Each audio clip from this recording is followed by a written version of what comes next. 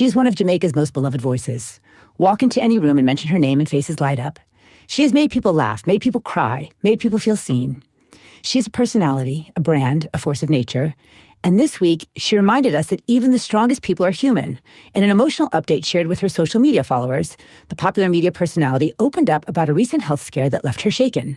She didn't go into all the details, but what came through clearly was the vulnerability.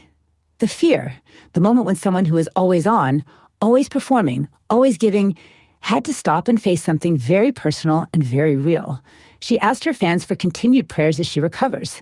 And Jamaica responded the way Jamaica always does when one of its own needs support, with love, with warmth, with the kind of community spirit that this island does better than anywhere else in the world, because that is what Miss Kitty has always given Jamaica: love, energy, realness. And now, in her moment of need, Jamaica is giving it right back. We are wishing her a full and speedy recovery. Rest up. Take your time. Jamaica needs that voice back. But more than that, Jamaica needs you healthy. Get well soon.